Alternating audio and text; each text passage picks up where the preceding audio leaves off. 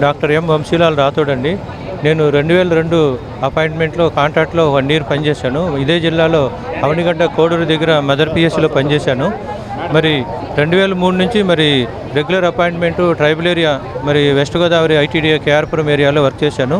మరి ఆ టైంలో మరి ఏజెన్సీలో ఎన్నో మలేరియా కేసులు, డయేరియా కేసులు మరి ఎన్నో సర్వీస్ ఇచ్చాము.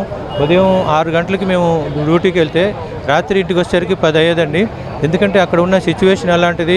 మరి చాలామంది మలేరియా వచ్చి కామెర్లు వచ్చి ఈ విరేచనాలు వాంతులై మరి గిరిజనులు ఎంతో ఇబ్బంది పడేవాళ్ళు. మరి అలాంటి టైంలో మాకు అప్పుడు ఆ టైంలో పీజీలు వచ్చినా కూడా మేము పీజీలను వదిలేసుకున్నాము. అలానే మరి ఆ సర్వీసెస్లో ఉండి మరి గ్రామీణ ప్రాంతాలు అర్బన్లో కూడా ట్రాన్స్ఫర్స్ వచ్చినా అప్పుడు అక్కడ ఉన్న ఐఏఎస్ ఆఫీసర్లు ఇలాంటి సీనియర్ డాక్టర్స్ వెళ్ళిపోతే మరి ఇక్కడ చాలా ప్రాబ్లం అని చెప్పి మమ్మల్ని మరలా అక్కడే ట్రాన్స్ఫర్స్ వెళ్ళనీయకుండా ఉంచి మరీ పనిచేశారు.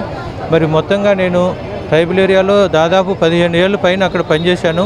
మరి పనిచేసినప్పుడు అక్కడ మరి వర్షాకాలంలో మరి గోదావరి వరదలు వచ్చాయి. మరి అలాంటి వరదల్లో మేము బోట్లో కూడా వెళ్ళి ఆ సుడిగాడుల్లో మరి సుడుల్లో కూడా వెళ్ళి ప్రాణాల సైతం లెక్క చేయకుండా వెళ్ళి అక్కడ మరి మారుమూల ఏరియాలో వాళ్ళ ఆహారం తింటున్నారా, మెడికల్ క్యాంపులు జరిగినాయా, వాళ్ళకి వైద్యం అందుతుందా, డెలివరీ కేసులు ఎలా ఉన్నారు, గర్భిణీలు బాలింతలు ఎలా ఉన్నారని వెళ్ళి వాళ్ళకి ఆరోగ్యపరంగా మరి మెడికల్ క్యాంపులు పెట్టి మేము అక్కడ ఎలాంటి మరి మరణాలు జరగకుండా ఈ వ్యాధుల్ని అరికట్టడంలో మరి ఎంతో కృషి చేశాము. ఇంత పనిచేసి ఈరోజు 22 సంవత్సరాలు అయింది. మరి కరోనా టైంలో కూడా మరి రేత్రి పగళ్ళు మరి టయానికి నిద్రపోయామా, భోంచేసామని కూడా చూసుకోకుండా చాలా కష్టపడ్డాము. అలానే మరి లాస్ట్ ఇయర్ సెప్టెంబర్ 1 ఇదే విజయవాడలో మరి వరద వచ్చింది, బొడమేరు వరద. ఆ బొడమేరు వరదలో కూడా మేము రాత్రులు పగళ్ళు వాళ్ళతో పాటు మా ఇల్లు కూడా మునిగినాయి. మరి మెడ వరకు నీళ్ళు వచ్చిన ఆ నీళ్ళలోనే నడుచుకుంటూ వెళ్ళి మరి మెడికల్ క్యాంపులు పెట్టడం, కావాల్సిన సర్వీస్ ఇవ్వడం, అవసరమైన వాళ్ళకి బయటకు తీసుకొచ్చి మరి పెద్ద హాస్పిటల్లో పంపించి డెలివరీలు చేయించడం, గర్భిణీలకి ఇలాంటి ఎన్నో సర్వీసులు చేశాము.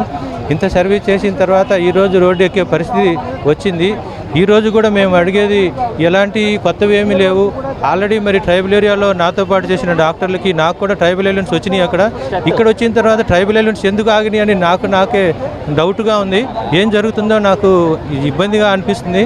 మరి నేను చేసిన ఏరియాలో ట్రైబల్ ఎలిమెంట్స్ ఆగిపోవడం ఏంటి, అసలు ఏం జరుగుతుంది ఇక్కడ అనేది తెలుస్తుంది. అలానే మరి నా టైంలో మా సీనియర్స్ కూడా మరి పీజీలకి వాళ్ళకి 30 నుంచి 50% సీట్లు ఉన్నాయి. ఆ సీట్లో చేసి పీజీలు చేసి బయటికి రాగానే వాళ్ళని గవర్నమెంట్ సర్వీస్లోనే తీసుకుని వాళ్ళతో మరి సర్జరీలో కావాల్సిన సర్వీసులన్నీ చేయించారండి. మరి ఇప్పుడు ఎందుకు తగ్గుతున్నది అనేది కూడా నాకు అర్థం అవ్వట్లేదు.